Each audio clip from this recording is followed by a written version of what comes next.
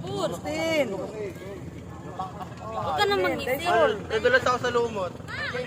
Ay, dito na kami sa kabundukan. Regine, nasakay na rin si Yan, Regine. ito yung dagat sa Cavite. Regine, nasasakay na. Pinakasulok-sulukan. Talaga Wala ito. kasakay si Regine. Yan ang bundok. Ah. Si Regine pala. Wala. Yan.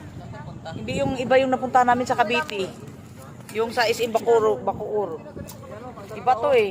Yan o. Yan, yan. Ang ganda yan eh. Bakit yung mga bata walang ano? Yan. Wala pang andar. Siguro tulak.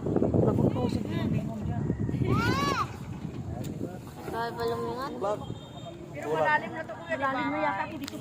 Malalim to. Alam mo pa.